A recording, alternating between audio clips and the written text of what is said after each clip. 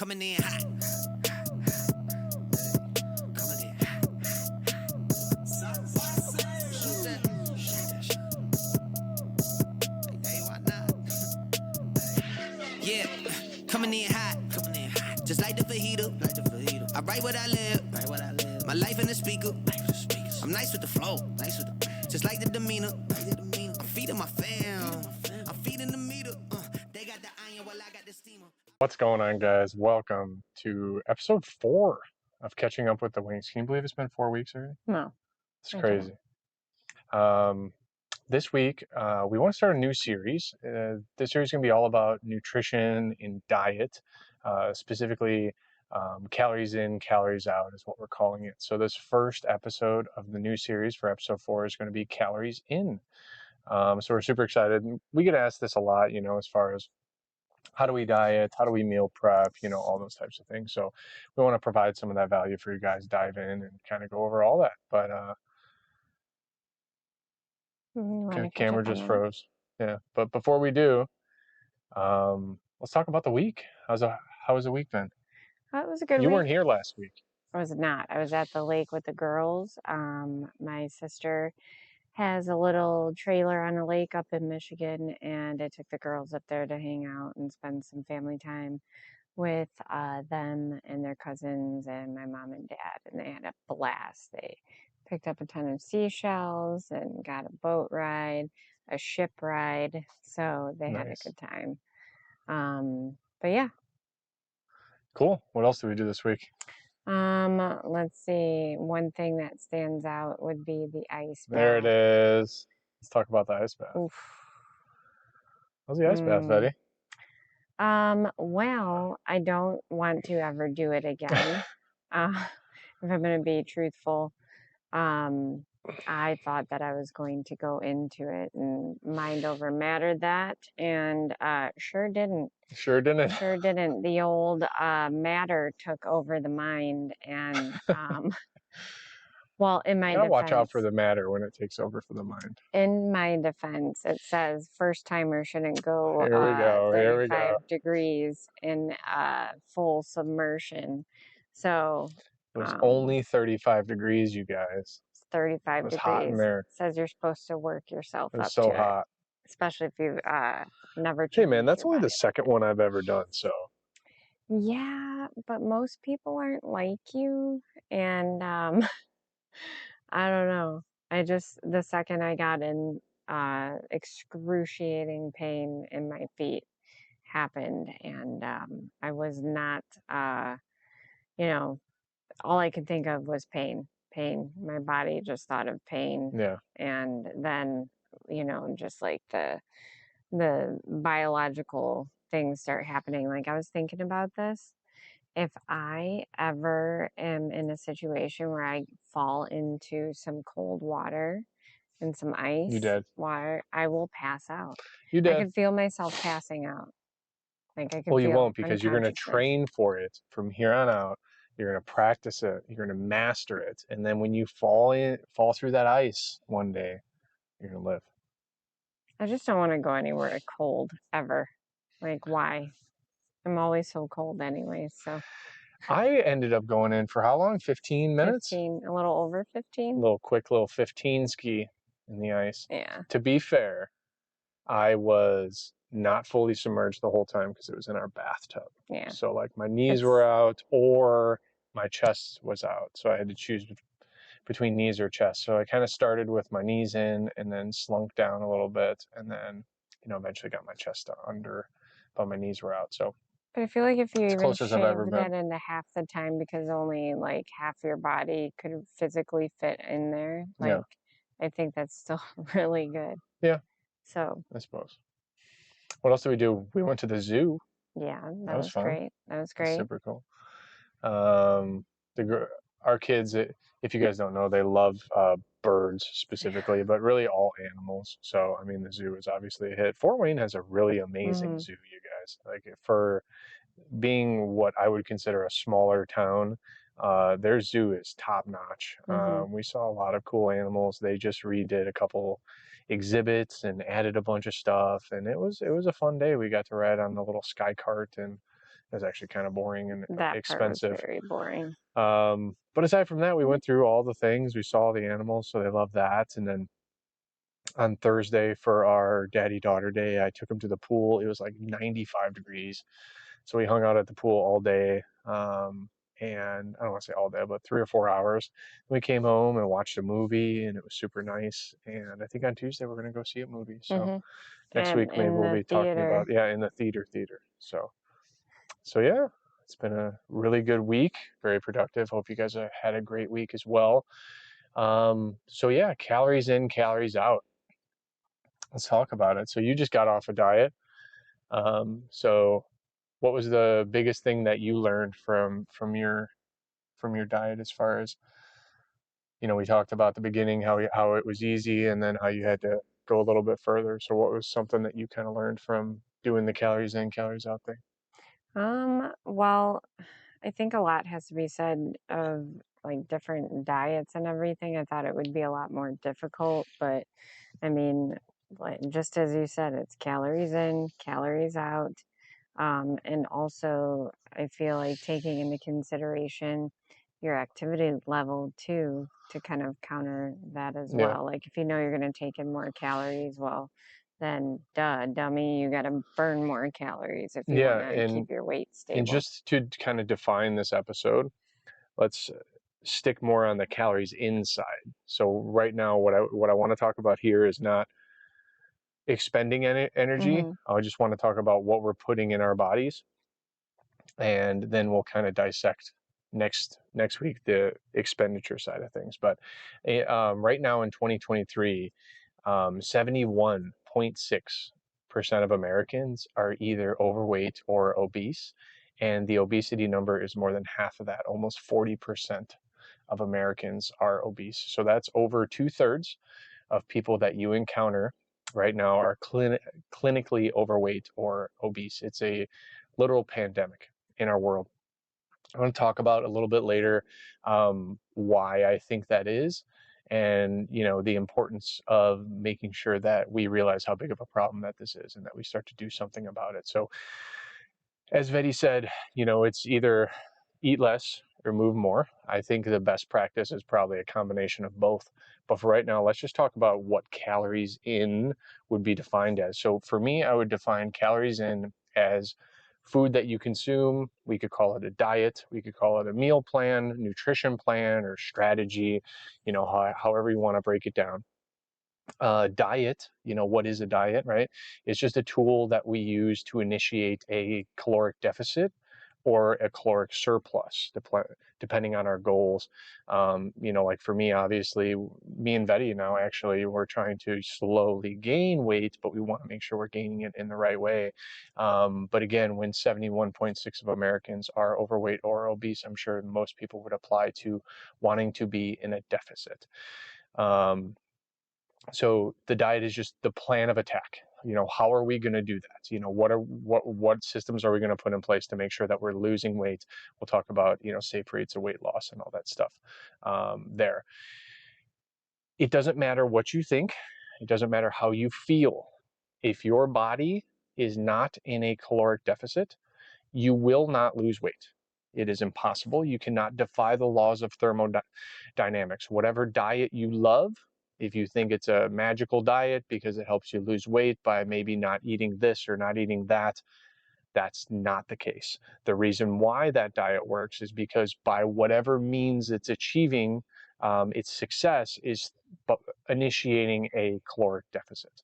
That is a foundational fact of weight loss, and we cannot ever go away from that truth. Why do you think most people do like go away from that truth or get confused about that? Well, I think we could talk about a keto diet, right? Where people think that if you eat carbs, you gain weight. And we'll get into this a little bit when I talk about macros, but for every gram of carbohydrate you hold 3 grams of water. So what that means is that, like I experienced on my fast, when I was fasting for 3 days, I lost over 10 pounds. But when you're not eating specifically not eating carbohydrate, your body has all the stored up glycogen in your muscles and in your liver in the form of water. So when you deplete that, your body uses through that energy and it either burns it off or you pee it out. So that's why a lot of people will say, well, if you eat carbs, you gain weight, because they instantly hold all that water weight. There's also I don't want to dive too much into this, but there's a carb insulin model. So some people believe that when you eat carbohydrate, it spikes your insulin, which it does. And then they also believe that when every time your insulin spikes, you instantly store all of that food. And that has been disproven. It doesn't matter, whether you're storing now or burning later, or burning now or storing later. At the end of the day, it's a net nutrient balance that determines whether or not you will gain or lose weight. But what's nice about that is once we accept that that's a foundational fact, we can use that to our advantage. So let's say you're on a diet and you want to lose 1 pound per week. So 1 pound per week is going to be approximately a 3,500 calorie weekly deficit. If we divide that by 7, we're going to want to we're going to want to eat about 500 calories less per week to lose approximately a pound a week. The problem is through nutrient tracking, through improper exercise tracking, all these types of things, we might think that we're in a 500 calorie deficit when we may be in more or less. So how do we determine that? Well, we determine that by weighing ourselves and making sure that we're seeing the rate of weight loss that we would like. Another thing I'll mention too is about weighing yourself is your weight will fluctuate wildly, as I'm sure you know. So one day you might wake up and even though you ate in a deficit for whatever reason, maybe you were high on salt or you were higher on carbs that day, or you just ate something that caused you to get inflammation, or you're bloated, or any of those specific reasons could cause you to actually gain weight temporarily in the form of water. So what we'd like to do is, let's say if you're going to all we care about is the weekly weight loss. So what we'll do is we'll track your daily weight, but then we'll take the average of that weight at the end of the week, and that will be the number that we use for progress. So hopefully you would weigh yourself at the same time every day. And you would write that weight down. And then at the end of the week, however many data points you had, hopefully about 5 to 7, you would take the average of all those data points. And that would be the number that we would use to say, hey, I lost X, Y, or Z. Yeah. If you think that you're in a 500 calorie daily deficit, you should expect to lose about a pound. If you only lost a half pound, that would mean that you're only at about 250. Whereas if let's say you lost 2 pounds, that would mean, oh shoot, maybe I can dial this back a little bit, maybe eat a little bit more to get that down. The reason why the 1 pound per week is generally something that we want to focus on is it's a safe rate of weight loss where we don't experience a quick metabolism crash and we don't have any adverse effects. It also will keep hunger at bay really well, so we're not ravenous the whole time. Depending on how far you want to diet, hunger is inevitable for sure. But at the beginning, especially if you're at a high body fat percentage, your body is going to be very willing to shed a lot of fat. When you get leaner and leaner and leaner, that's when it gets really hard. So you can expect, honestly, if you're doing this right, and we're going to talk about how to do this right, you can get through an entire diet with zero or very minimal hunger. And we'll talk about that in a minute. But one thing I want to add to it is it's okay to be hungry. Like, we live in a country where you could get food anywhere. Nobody needs to go hungry in this country. And I feel like sometimes it's good to let your body be hungry. And something I noticed that I told you is sometimes, like, throughout that whole the whole weight loss endeavor that I went on, I was finding that my metabolism was slowing down and I wasn't getting as hungry. Like, now that I have to add calories in, I'm not feeling hungry enough to even eat that much. So it's just a whole thing of retraining kind of my body. Yeah, it's partwise because you're a smaller human now and you have less body to consume or to maintain. But then also part ways because, when you're in that deep of a cut, and again, this isn't speaking to the average person, this is speaking more to someone who's getting extremely lean. When you get below where your body wants to be, your body starts to do what I call turn off switches. So it'll start to turn off these processes in your mind. You'll find that you'll fidget less, you'll blink less, you'll be more prone to just subconsciously wanting Lean to up against relax. walls. Yeah, like lean up against walls, things like that. Your body is really in energy saving mode. So, and all your body can do is control the expenditure side of things, which again, we'll talk about more next week, but just tricks that your body plays to try and make it harder. So when we say your metabolism slows down, a lot of what we're talking about is really just the body's adaptation to the, very long diet is what we see. Yeah. So before we dive into macros, I want to talk about something that I kind of bring up, and that's the pyramid. So the big three things that you'll hear people talk about when it comes to weight loss are calories, macros, and food quality. And the order of importance for those things, and we can use this to our advantage, especially when we're away from the home, is exactly in that order. It is calories, then macros, then food quality. Now I'm speaking purely for weight loss purposes here. I'm not speaking for longevity or health purposes, but just from a weight loss perspective, calories are king, macros then fall second, and food quality would be third. So we talked about weighing yourself daily. So diving into the there's four macros technically, but the three main macros are protein, carbohydrates, and fats. And two fundamental things about protein and carbohydrates is that protein and carbs provide four calories per gram of weight, where fat provides 9 calories per gram of weight. Ways we can use this if we're on a diet that's restricted, and we, obviously one reason why I prefer more low fat diets for my clients when I put them on cuts is because they get to eat more food volume. They're going to feel fuller eating a plate full of rice than they will eating a bowl full of nuts for the same amount of calories. The plate full of rice will be heaping over the top. The bowl full of nuts, they could all fit in their hand for the same 400 calories or whatever it is. So using that to your advantage to realize that we can get fats pretty low and we can keep food volume pretty high. One tactic that we'll use to, again, reduce hunger on the diet. And that's what you found as well. Oh yeah, for sure.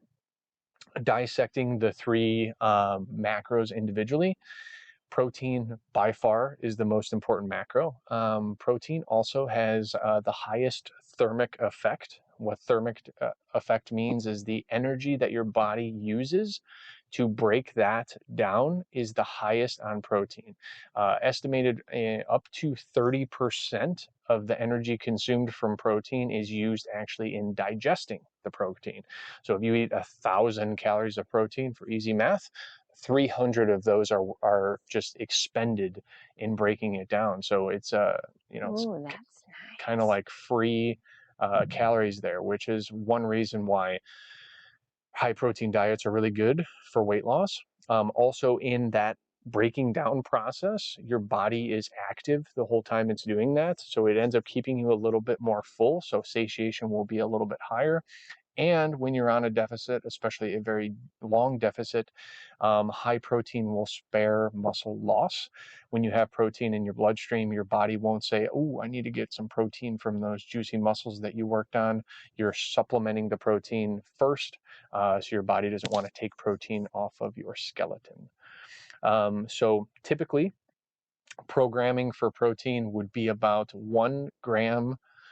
This is deficit per pound of your goal weight, not your current weight. If you weigh 300 pounds, you do not need to eat 300 grams of protein a day. But if you weighed 300 pounds, and let's say you wanted to get to 180 pounds, I would suggest to start with about 180 grams of protein per day. And at 4 grams, you're just going to be just under 800, I think, 720 calories that should be per day.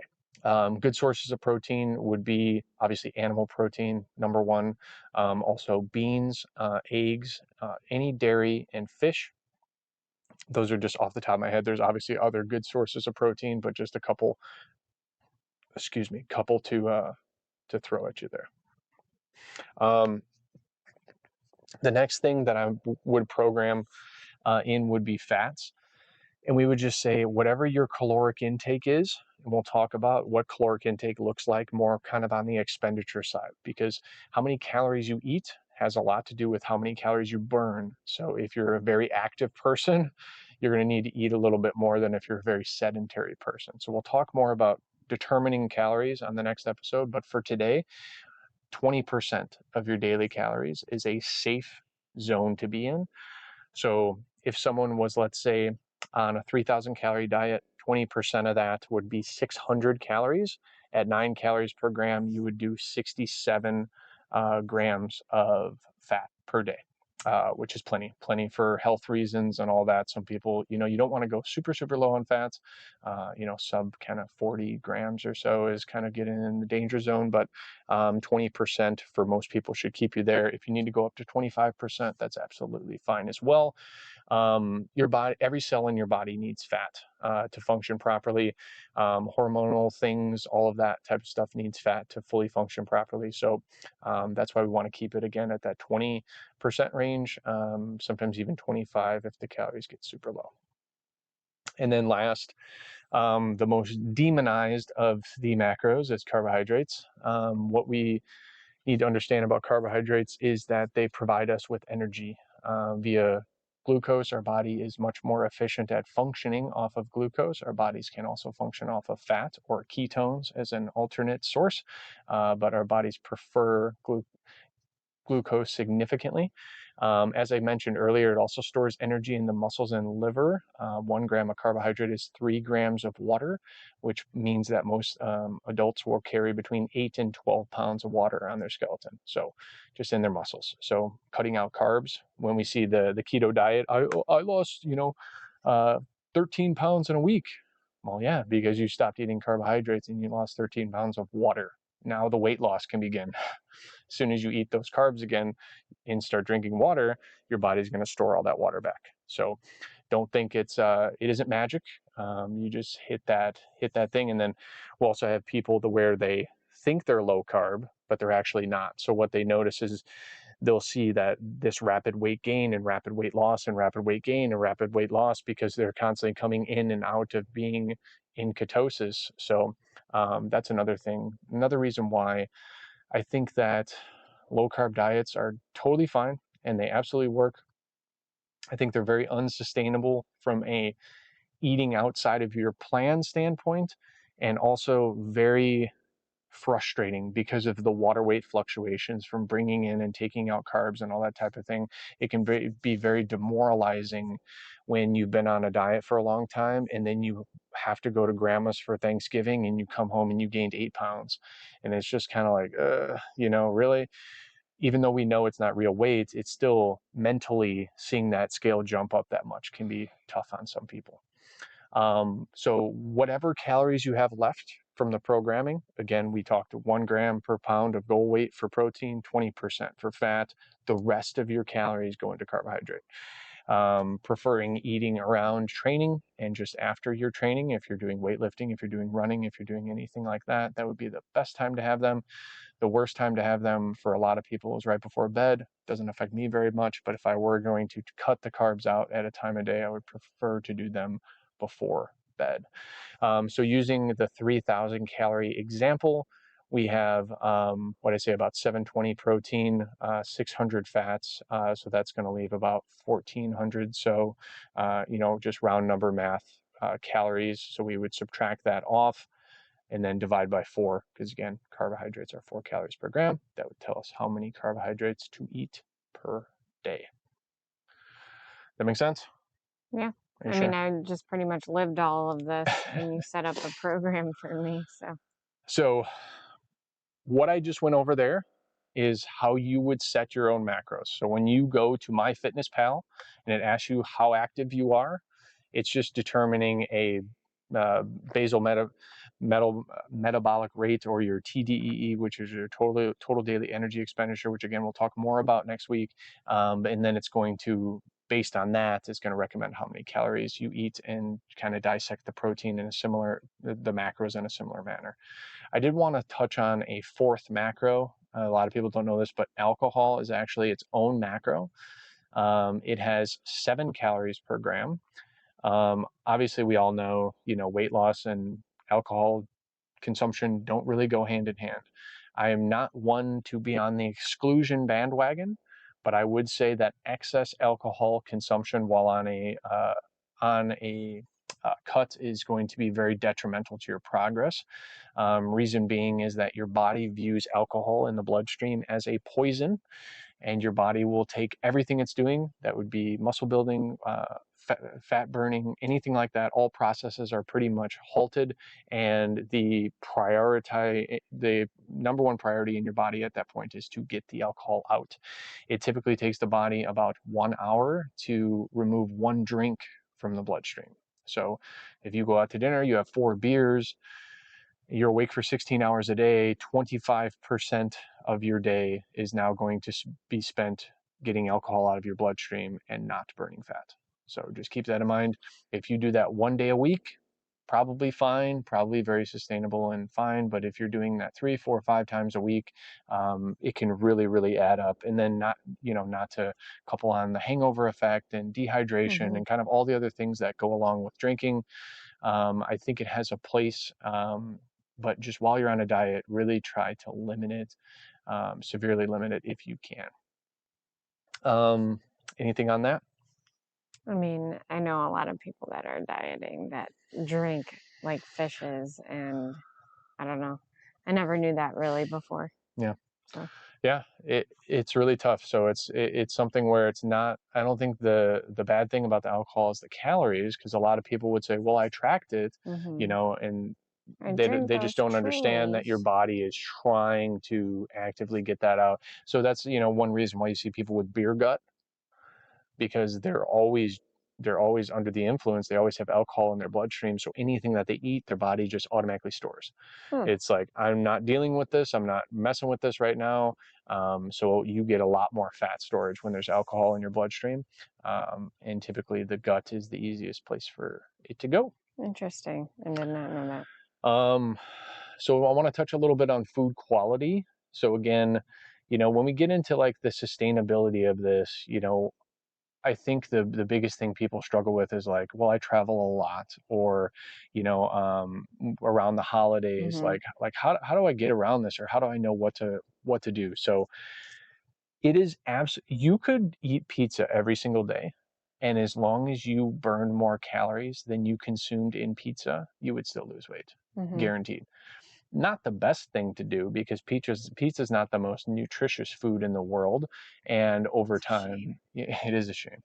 Over time, you're not going to be getting all the vitamins, micronutrients, all the minerals that your body needs that it would get from things like animal protein and all the other things that we talked about. But for a day or two, or even up to a week or so, you'd be absolutely fine if you were traveling and you said, hey, I'm going to be eating airport food, and I'm going to be doing this and doing that, to just make sure you're as accurate as you can, track your calories, and try to make sure that you're still sticking around where you need to be from a caloric standpoint. So getting into the importance of food quality, micronutrients, eating whole single ingredient foods will reduce inflammation.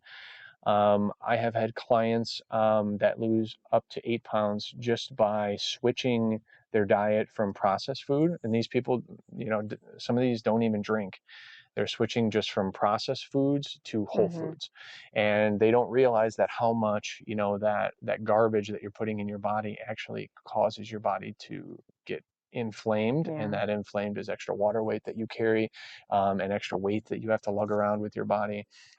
So I've seen people lose just a quick 8 to 10 just by saying we're just going to eat more whole foods. And then fiber is a carbohydrate, but fiber is something to look out for too, that when you start to eat more whole grains and more complex carbohydrates, like starchy vegetables like potatoes and things like that, you will notice that it's a lot easier to digest and things like that, and you don't have issues in the potty, so to speak, and boost immunity. When's the last time I've been sick? Like I don't get sick anymore, you No. guys. I literally don't. So that's I another, couldn't tell you. It was over a year ago, probably. right? So yeah, I mean, food quality, like, could you imagine, like, do you think you could ever overeat a plate of vegetables and rice? I promise you, you can't. Try to eat 1,000 calories of just vegetables and rice. You can't do it. You can't do it. You could maybe get, I mean, if you're bigger like me, maybe you could eat 1,000 calories of vegetables and rice. But I mean, dude, you'd be hurting. So that's the whole point is I think for a lot of people, counting calories isn't even really necessary. What I would tell someone who was significantly overweight, like if you're over 50 pounds overweight, don't count a single calorie. Stop what you're eating now and start eating whole, single ingredient foods that are high in protein. And you will probably inherently lose 30 pounds in a year just from not trying, just from eating better food choices and eating until you're full and then just stopping when you're full and cutting out all the processed stuff or at least minimizing it. So the people that I think need to track calories is what do you do after that point? You know, what do you do after you've got to a reasonably, low body weight or body fat percentage and you want to push further, then we can talk about counting. But I'm not a, someone, I mean, sometimes I think counting calories makes sense, but for other people, if you don't want to, you definitely don't have to. And the food choices that you make are going to dictate a lot more how much you need to do. Because what did you say? You lost what, your first 32 pounds, right? Betty didn't track a single calorie. She lost 32 pounds in a year, just lifting weights, rice, just exercising, and just meat, eating vegetables. single ingredient foods the majority of the time. Another thing too, another advantage of food quality is you don't really need many supplements. So the supplements that you need are probably going to be different than the supplements that I need. We live up north, so we always supplement with vitamin D for sure. Very important. I'm big on supplementing with zinc. It's something that my body reacts really well to. I like it. I think it helps with immunity. Betty does not react well to it, so she doesn't take zinc.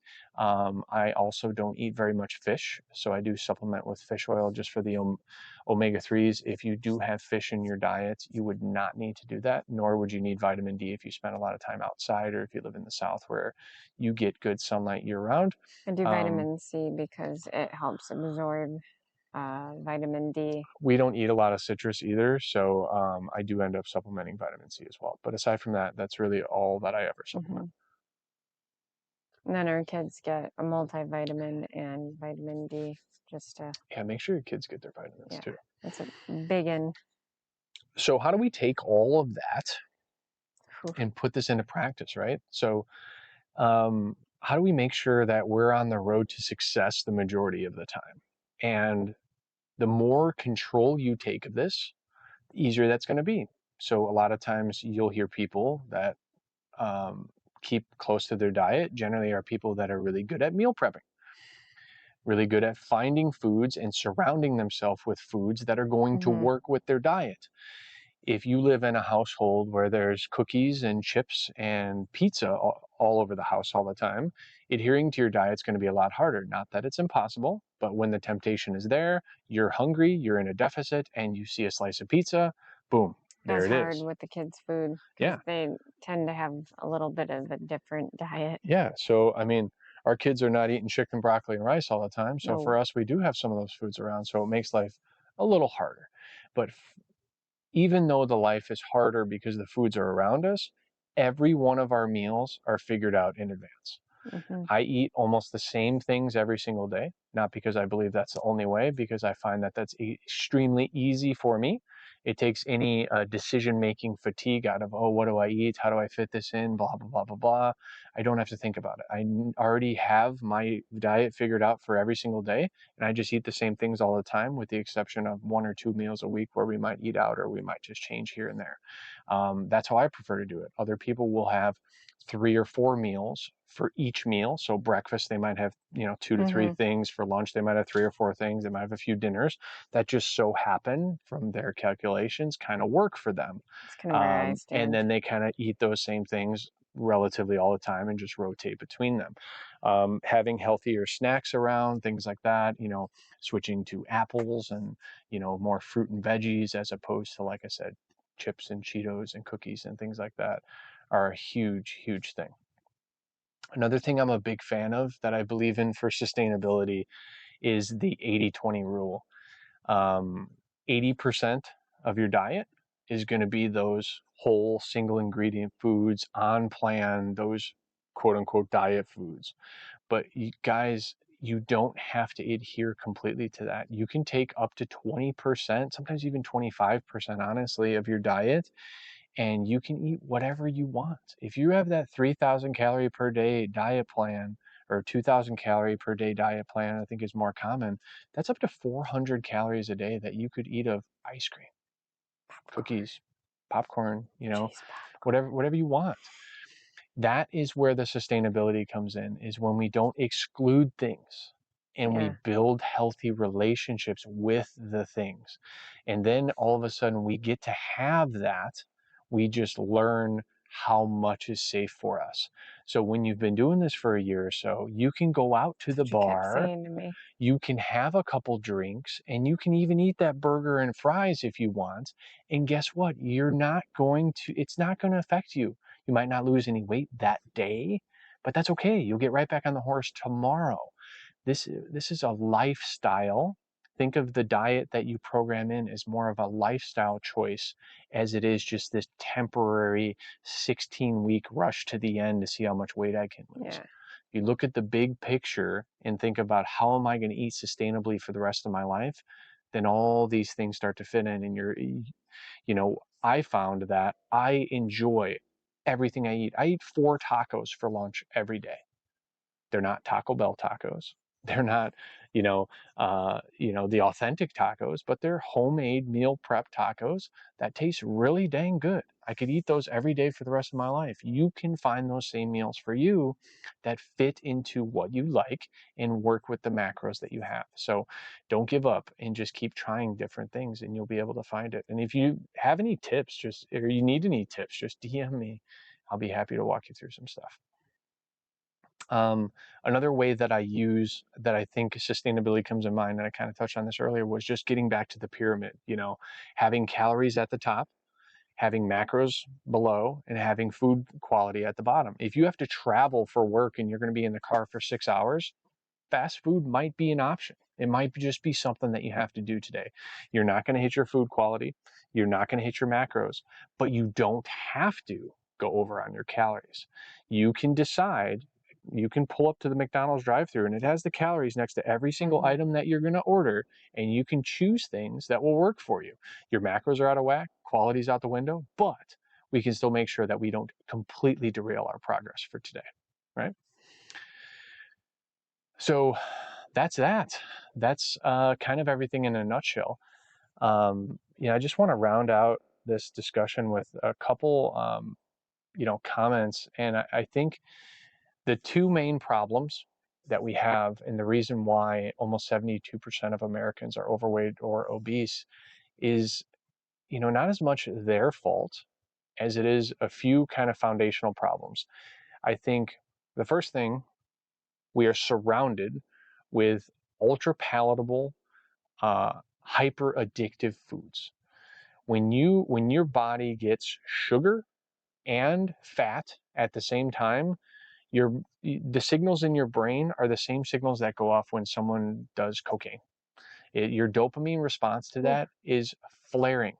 So you get super highly addicted to that dopamine that you get from eating that greasy cheeseburger and dipping those fries in your Frosty, which sounds amazing, right?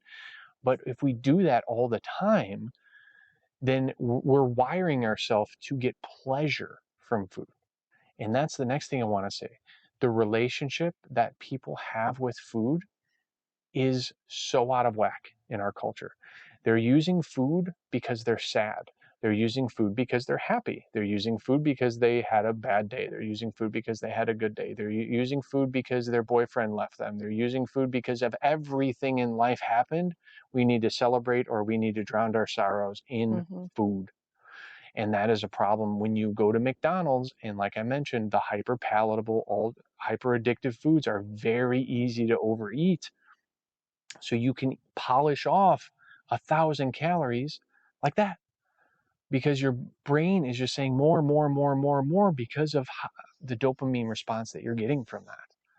So that's the thing. So I think, what, you want to say something? What type of meal plan do you think the mosquitoes that are biting us Yeah, are on? they are on a pure blood diet right now, and they are getting fed. If you guys were wondering what is happening, I think the mosquitoes are definitely in a caloric surplus tonight. of our blood. Yes. So this is for you. This sacrifice we're making is for you. So I hope you appreciate it. So yeah, those I think are the two big things, that reasons why we're here right now. And I think the biggest thing that I've noticed from coaching people is that when you get away from these hyper palatable, if I can talk, foods, you'll realize that, again, not only will that plate of rice fill you up faster, but you'll start to be able to recognize how bad those foods are for you. Like, for instance, my biggest thing to kick was pizza. But now if I have pizza, my body's response to that is very negative. I instantly get bloated. I feel just stuffed. You know, that Thanksgiving dinner ate too much kind of feeling I get from just a couple pieces of pizza. And it makes it a lot harder for me to overindulge in those foods anymore, because my body's not used to having them. So it's sad, but not sad. You know, it's a good thing that your body does that. But the foods you once found to be more enjoyable, we've learned. Got him. Ooh. One down, 5,000 to go. Anyways, so I want to go over a couple kind of common questions that I get. Some of these I might have already touched on. But the first one, we talked about alcohol consumption. You know, can you drink? Yes, you can. Just make sure you limit your drinks, especially if you're in a deficit. Try to keep it to just one night a week. That would be way better than a bunch of different nights throughout the week. We talked about, do carbs make you fat? No, they don't talk about it. Or they don't make you fat. We already talked about that. Does fat make you fat? No, not inherently. Just excess calories are the only thing that make you fat. Does eating before bed make you fat? I hear that a lot. No, it doesn't matter when you eat, as long as you get the calories in.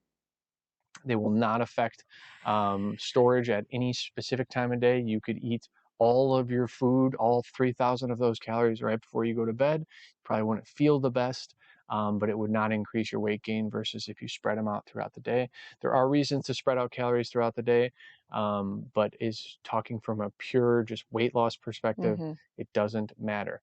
A lot of people think sugar makes you fat, which we talked about earlier with insulin. That does not. Sugar does not prevent weight loss or make you fat. Again, it's just an empty calorie. So sugar brings nothing to us. It doesn't keep us full. It is just a empty carb. So when we eat it, we get a big rush of energy from that, because it all digests instantly, whereas that plate of rice is going to digest more slowly and be kind of more of a slow kind of burn of energy release. So sugar gets in and sugar gets out, and then it doesn't fill us up at all. So it's just kind of like empty calories. And one thing I'll say too is, if you're on a diet, or even like now, like I really don't drink many of my calories. One of the biggest things people who are just starting out in weight loss, especially if you're very overweight, just stop drinking calories, and boom, there's 50 pounds of weight loss right there. And my 700 calorie drink at Starbucks. Yeah, those Starbucks drinks are crazy. Or people who drink sugared pop still. Cutting out things like that can be a huge thing, where you don't even have to change anything else you eat at first. Just stop drinking calories. If you're still drinking calories, that would be step one for anybody, for sure. Weight loss supplements. Do weight loss supplements work? I would say the majority of weight loss supplements probably don't work, or at least as effective as we would like them to. I think the increase is very negligible, but They do have some effect, especially some of them can slowly just kind of increase your metabolism or increase your digestion rate. Those are okay, but I mean, if it burns an extra 100 calories, Mm-hmm. is it really worth it? I mean, honestly, guys, like I rode the bike the other day for 45 minutes. I burned 450 calories. I mean, there you can find better ways to do Yeah, it I without agree with fat that. burners, unless you're a Like bodybuilder and you putting just need every little thing. more nonsense in. So to kind of round this out, you know, like anything, I think adherence just kind of comes down to discipline and wanting the results more than wanting to use the food for pleasure or fun or the celebrations that I talked Mm-hmm. about. And I think that if you can get over that hump of your relationship with food, separate yourself from the ultra high palatable, easy to eat processed food, and stop drinking your calories, it's just going to happen naturally. Especially if you get to the gym, you start doing some weightlifting and start doing, you maybe walking on a treadmill, which we'll talk more about on the next episode. But um, I just want to round this out, I guess, with a question like, what is one area of your life where you are ultra disciplined? Just think of that one area. Do you ever miss work? Do you ever miss brushing your teeth? Whatever it is, if you apply those same principles to anything that you want to in life, it's yours. You win. It's just we let our emotions get all wound up and spun into this. And that's where I think all the problems lie. When you remove emotion from anything and you do it just because it needs to be done and it's important, it gets done, right? So think of that. Always at the end of this, the goal is to not track calories forever. The goal is for some people to never track calories. But when you stop eating the junk, you'll eventually be able to eat intuitively. And just as your body tells you you're hungry, you can go eat something. And if all you have around your house is healthy food, then you're only going to be able to eat what? Healthy food, right? So that's it, guys. Hope this was very helpful for you. I just want to kind of put all my thoughts and all my systems in one place when it comes to nutrition. Thank you so much for hanging with us, and we'll see you next week. We love y'all. Peace.